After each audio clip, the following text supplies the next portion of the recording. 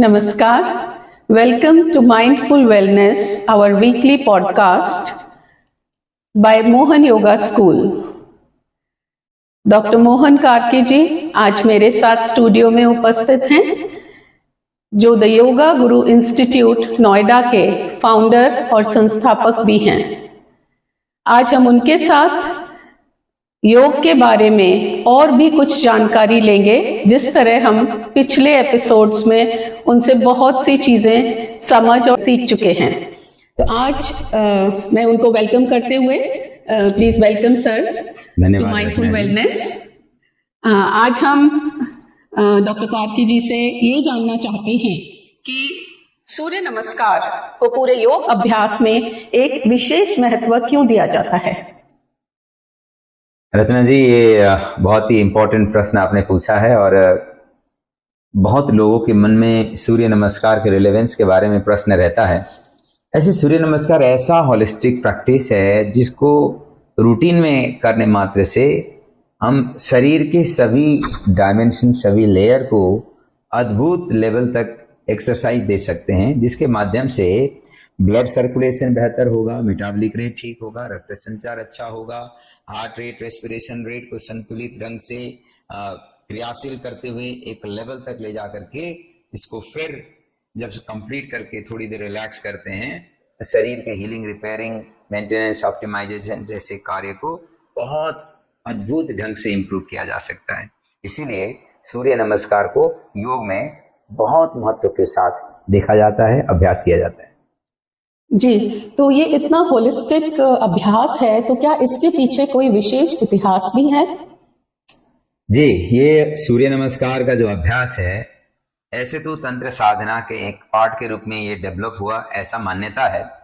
अब ऐसे योग के आदि गुरु के रूप में भगवान शिव है, तो भगवान शिव के आदर्श और उनके टीचिंग को ही मूल में मानते हुए सूर्य नमस्कार का अभ्यास साधना आगे बढ़ा हुआ, ऐसा मान्यता है।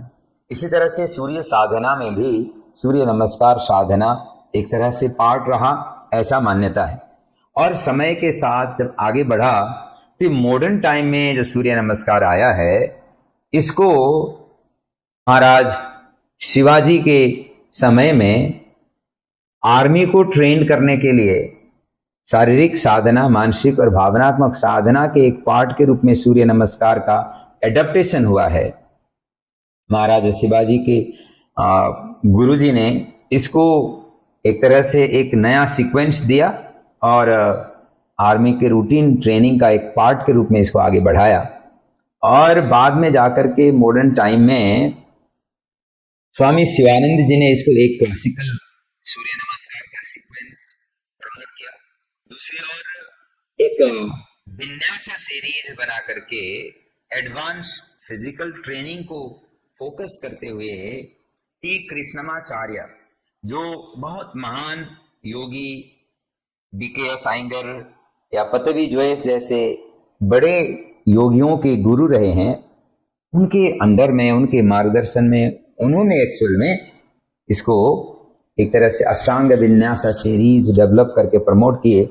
और आज के समय में सूर्य नमस्कार अलग अलग सीक्वेंस में पूरे दुनिया में बहुत ही बड़े संख्या में लोग अभ्यास करते हैं और लाभ ग्रहण करते हैं। अब तो सूर्य नमस्कार की चैंपियनशिप और जैसे मैराथन होता है, ऐसे योगाथन भी होने लगे हैं।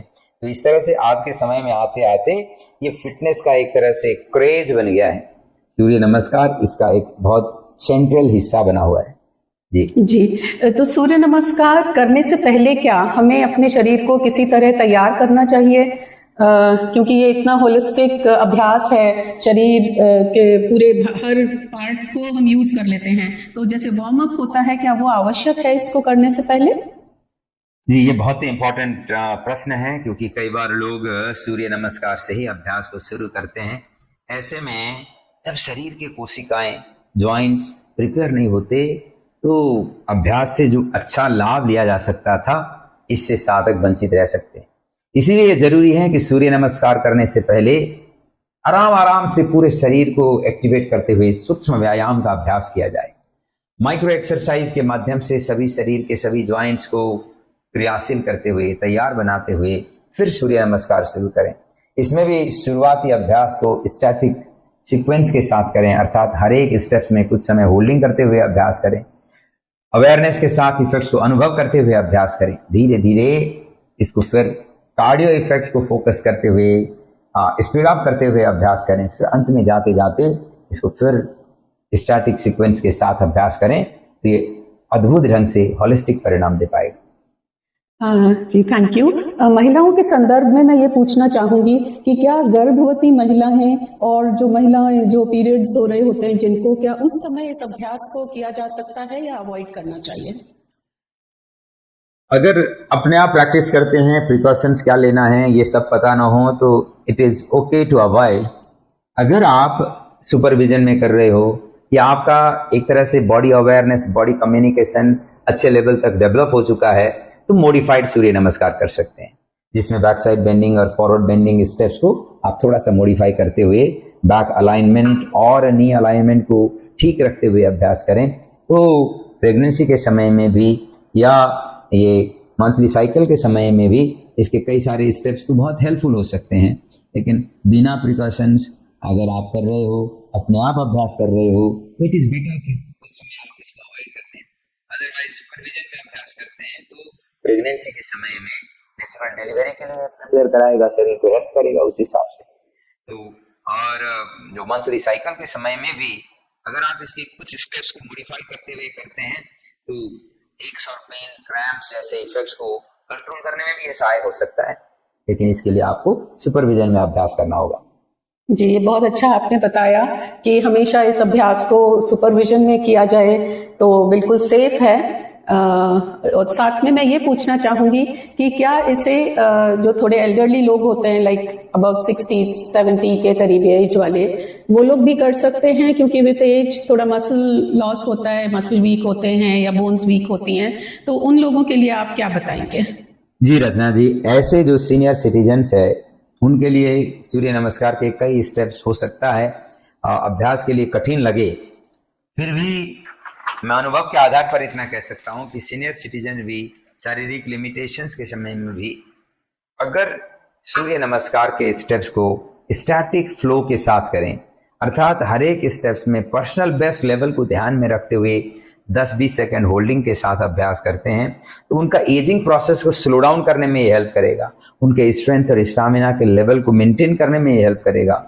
नहीं तो फिर अगर सामान्य अपने आप जैसा चल रहा है चलने दें तो फिर इससे शरीर के अंदर डिजेनरेशन का इफेक्ट जल्दी रिफ्लेक्ट होने लगेगा तो ये फिर एक तरह से दूसरा थ्रेट बन सकता है। तो इसको हम रूटीन अभ्यास के द्वारा प्रिवेंट कर सकते हैं, ओवरकम कर सकते हैं।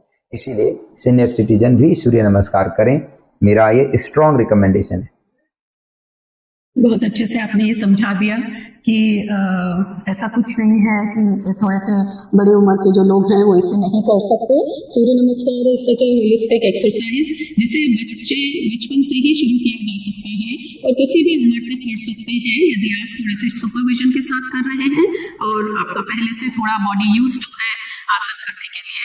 जो यंग एज से अभ्यास कर रहे हैं वो अभ्यासी बिल्कुल निश्चिंत होकर इसको कर सकते हैं। तो ये बताइए सर कि बचपन में कब से, कौन सी उम्र से आप समझते हैं कि योगाभ्यास में सूर्य नमस्कार को बच्चे इंक्लूड कर सकते हैं?